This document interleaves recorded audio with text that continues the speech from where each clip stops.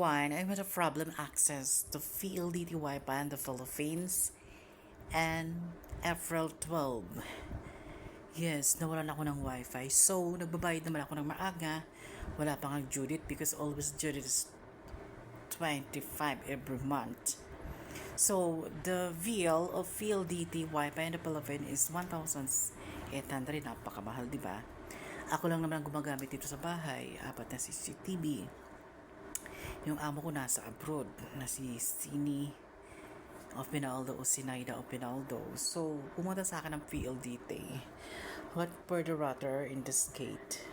Hindi ko na pinagawa, na stress ako. At sabi ko, cancel request na lang.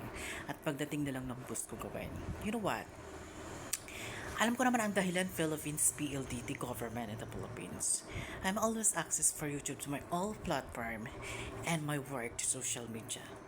Alam natin yun, di ba? Hindi ako kumikita sa lahat ng aking access or whatever platform. I don't believe the politics debated to me against the war and this and that about the price. Kaya marami na mamatay ngayon sa Philippines dahil karma niya yan. Hindi niyo kayang kontrolin. You're never win in this spirit. So from now on, PLDT, para mahimasmasan ka at sa kang aswang at multo ka sa buhay ko, Filipino people, sa kang impactantes, you know what, understand you. I don't probably you're a stupid bitch. So, kinukontrol talaga ako ng Philippines. Kaya yung PLDT yan nagka-problem dahil kinontrol. Ako lang ang gumagamit ng PLDT na yan ng wifi na yan. So ngayon nagdi-data ako for Go50, Go59. Tapos pag ginamit ko, nag-load ako ngayon 1 p.m. tapos 5 p.m. wala na. So I open to my TikTok reel and YouTube for checking my Facebook and Wessing first 5 minutes. Ganun sila kasugapa.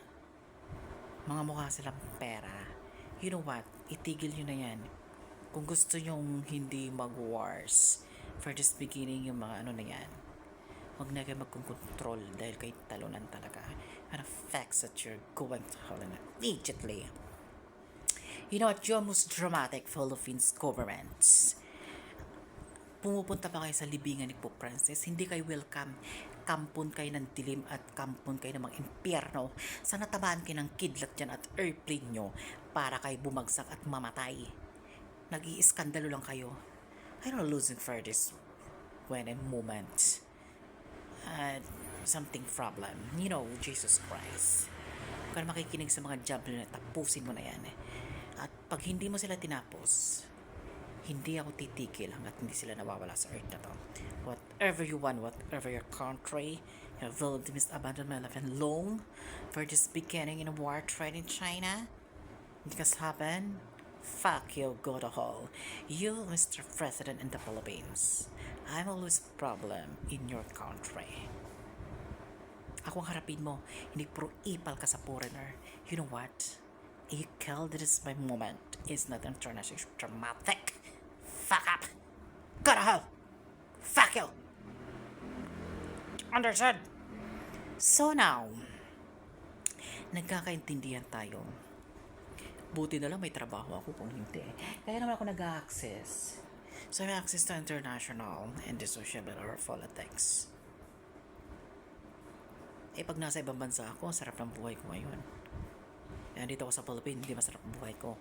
Dahil sila insecurities. Kasi ako pinili ng God in miracle this country in religion. Kasi sila palpak, reject, bulok, bubo, all fake.